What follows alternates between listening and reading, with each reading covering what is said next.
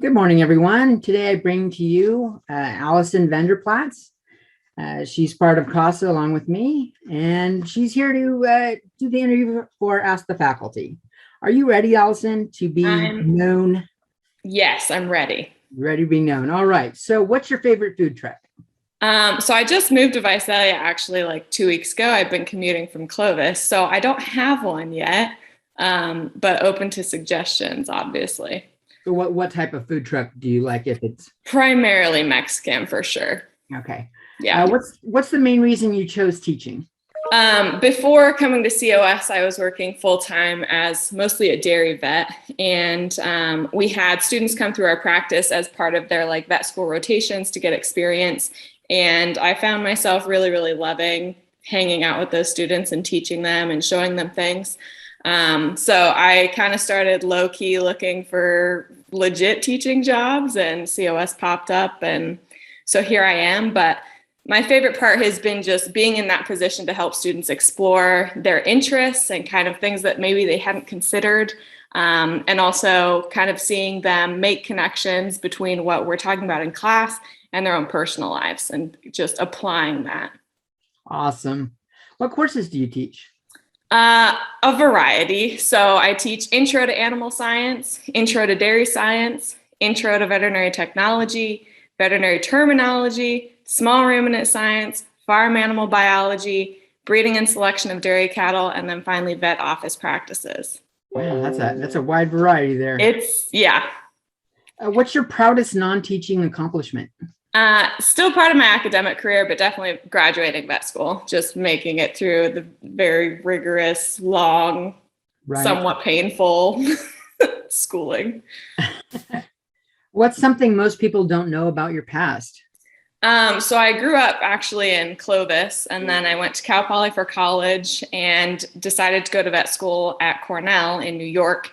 So rather than flying there and getting there very quickly, I've road tripped across the country twice, once there and once back, and then a bunch of little road trips in between. So Nice.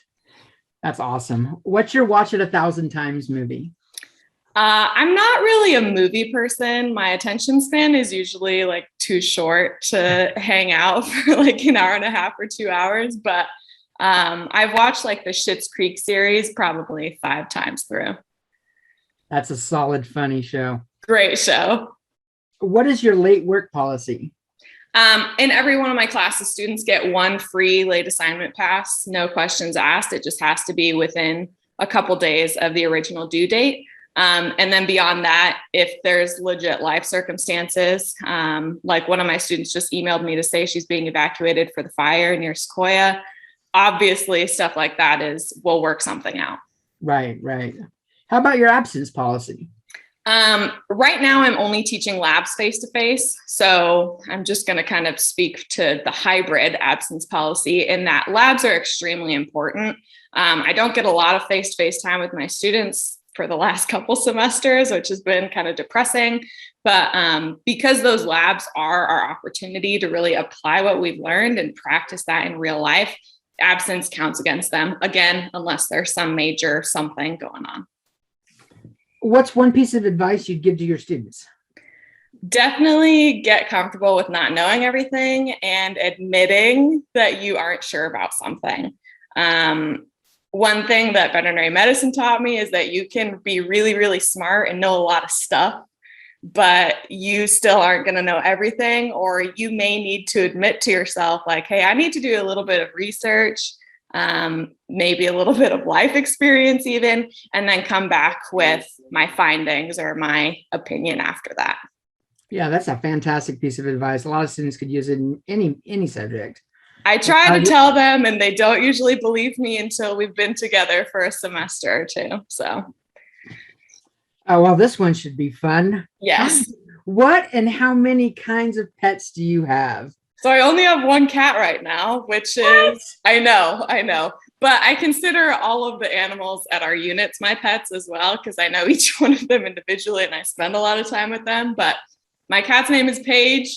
I literally stole her off one of my dairies one day, just rolled up in the truck, put her in a cat carrier and drove away. And she, loves her indoor non-dairy life. On a Sunday, would you rather hike a mountain or kill zombies? Definitely hike a mountain. What's your favorite recent teaching moment? We do lambing in both spring and fall. And so this last spring, we had a ewe have a normal lamb followed by a malformed lamb. It was dead, but like it was very difficult to remove. But luckily, I had a student there who she was there for just her normal work shift, and she stayed late and helped me. And she was very calm. She asked a lot of really cool questions. She was, I informed her about kind of what was going on, and she was just it was so fun to watch her kind of experience this. And she definitely walked away with an appreciation for kind of the intricacies of what we're doing. And it was just so cool to see her so excited afterward that she was able to help with something like that. Is lambing like birthing a lamb? Yes. Yeah. So sheep giving birth. Okay. Yes. So for a long weekend, where would you go? Two places, either San Luis Obispo wineries or Tahoe for skiing, depending on the season. Nice. Are you a do it now or wait until the last minute kind of person? Definitely a do it now person. I make my list and I execute the list, and then it's done. Nice. If you could choose another career to pursue, what would it be?